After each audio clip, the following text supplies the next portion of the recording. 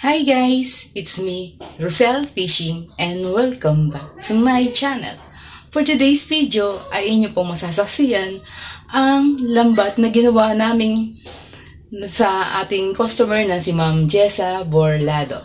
Alright guys, samahan nyo kami. Let's go!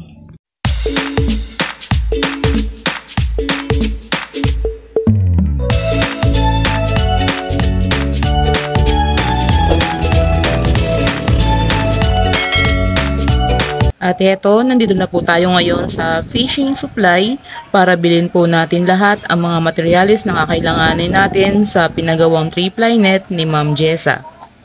Ayan si Oshinoko at sinisimulan na niyang bilhin yung mga kailangan nating materyales at meron siyang dalang kodiko. Dahil importante po yan para wala po tayong makalimutan. Ang oras po kasi natin ay talagang importante po. Wala tayong aaksayang oras dahil ang paggawa po ng 3-ply net ay masyadong mabusisi. At medyo may kalayuan po kasi itong fishing supply. A few moments later. Yan, yung ating lambat na yan ay tapos ng tuhugin. Tawag po dun sa pagsasama-sama niyang lambat na yan dahil 3 layer po yan ay pagtutuhog. Ayan, ready na to para lagyan ng pataw at tingga. At ito naman po mga idol yung itsura nung tutuhugin pa lang. Ayan, tingnan nyo, nakabukod pa yung ating mga lambat. Ayan, bali 3 yan, 3 klase yan. Yung panglabas na 2 ay 4 at yung ating panggitna ay 8, 0.20 requested nung ating customer na si Ma'am Jessa. Ayan, ganda yan idol, hindi masyadong makita. Ayan, ayan siya, tutuhugin yan hanggang sa matapos tulad ng pinakita ko sa inyo kanina, at doon pa lang siya pwedeng lagyan ng pataw at tingga. Ganun po talaga ano yung ginagawa nating paggagawa ng 3-ply net, mabusisi.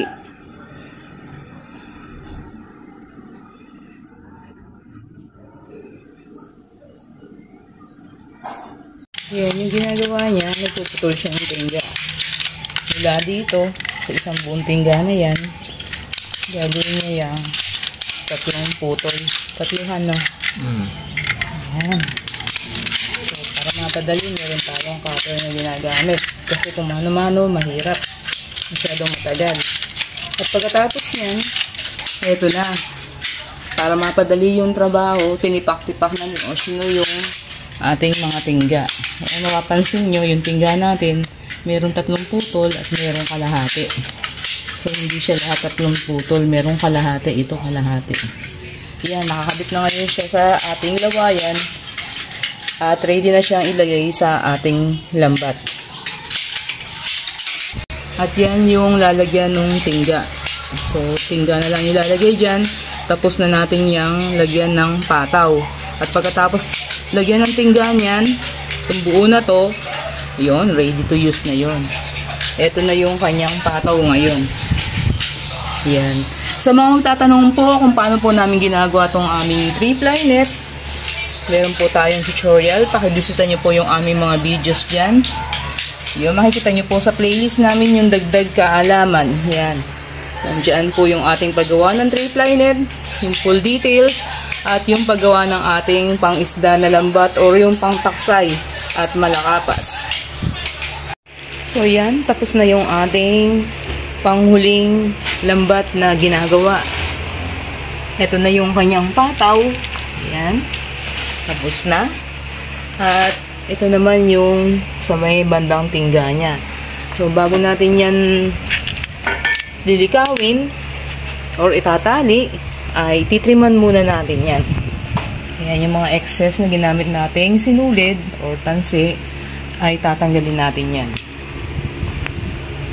Ayan. So gagamit tayo ng gunting dyan para matanggal natin. Then after nun, ready na yung ating lambat. Ayan na, ready na para ipack natin yung ating lambat. Tapos na yung ating ginawang 3-ply net. Yan, bali dalawang size po yan. Itong dalawang piraso dito, yan ay 8.020 ang panggitna, 50 mata. At ito naman po, ang panggitna niya ay 0.15 na 8 media, 75 mata. Kaya yung diferensya po niya ay medyo mahaba po itong ating 8 media. So ayan, ilalagay na natin sa sako yung lambat ni Ma'am Jessa. Sampan nyo. Ayan. Sampan nyo na 8 media, 0.15 ang nauna sa ilalim. Kasunod yung pangalawang panyo niya na 8 media, 0.15 din, 75 mata.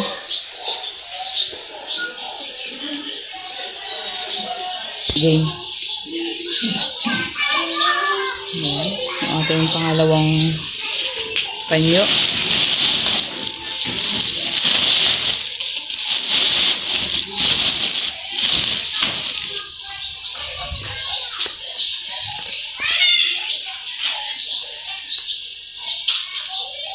Ito naman yung ating pangatlong 3-ply net, yung ating 8.020, 50 mata. Yan, pangatlong lambat yan na nilagay natin sa sako. At yung pang-apat, ayun.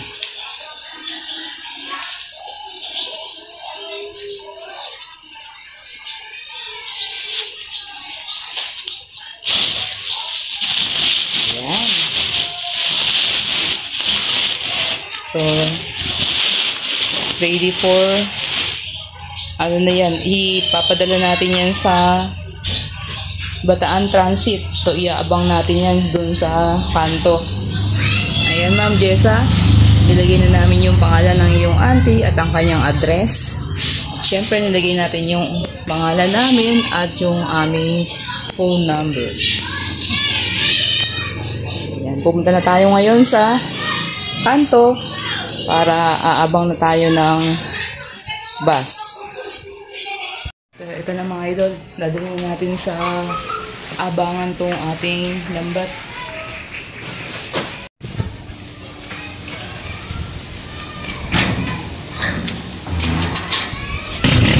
Alright, let's go!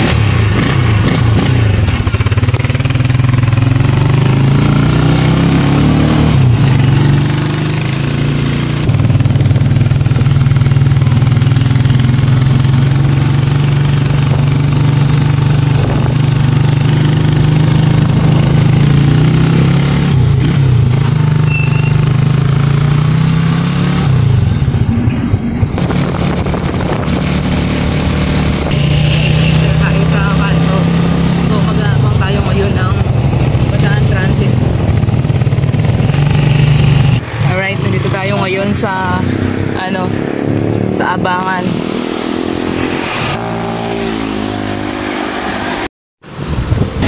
So yan, para na si Oshino. Bali meron ng Bataan Transit na dumaan. Ang tagal namin naghihintay. Ayun, puno pa yata. So yan mga idol, for the third time. Tingnan natin kung isasakay. Mag-attempt tayo. Ayan.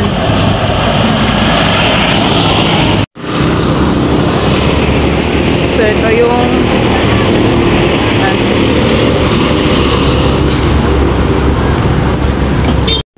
so yan mga idol yung pagsakayan natin. Then yung Genesis. Bale yan, sinakay na ni Oshino yung sa bagahe. Sayuhan!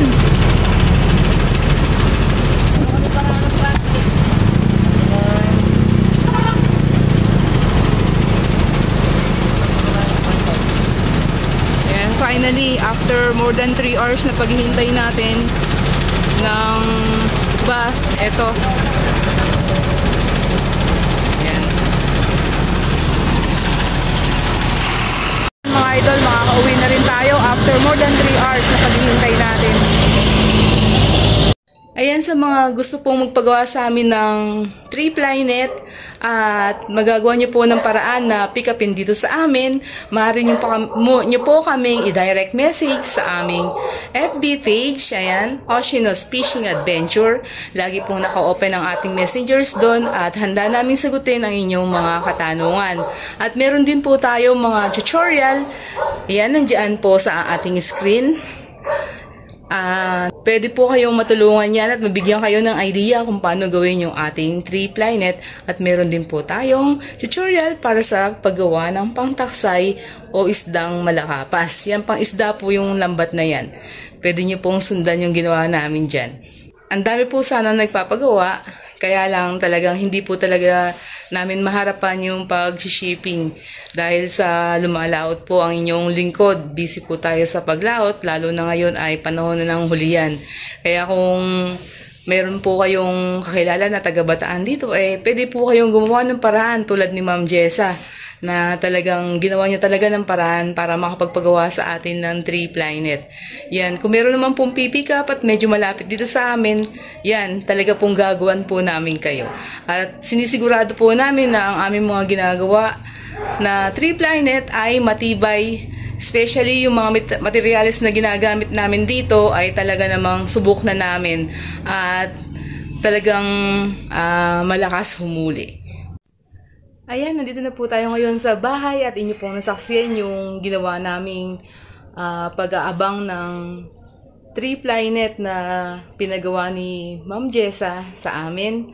Siya po ay taga Mindoro. Dahil sa kagustuhan niya makapagpagawa sa atin ng 3-ply net, ay ano po niya dun sa kanyang auntie na taga rito din sa Bataan. So, mga ilang barangay din po yung layo sa amin, kaya inabang namin ng bus. So, matagumpay naman pong na-receive ng kanyang auntie at sobrang thankful po kami kasi alam nating makakarating ng sigurado yun kay Ma'am Jessa. Yan, sa iyo Ma'am Jessa, thank you so much sa yung tiwala na pinagkaloob mo sa amin at sa ating smooth conversation. Yan. Sana po ay mag-click din sa inyo yung 3-ply net na yan, tulad nung dito sa amin na halos karamihan ay ganyan ang aming pamalakaya. Yan. Sa mga bago po dito sa aming munting channel at gusto mo ang mga fishing content na aming ina-upload, maaari lamang pong pakipindot ang subscribe button sa ibaba nitong ating video at huwag kalimutang i-click ang notification bell para ma-update ka sa mga bagong videos na aming ina-upload. So bye for now, thanks for watching, and see you to our next video. Thank you! Bye-bye!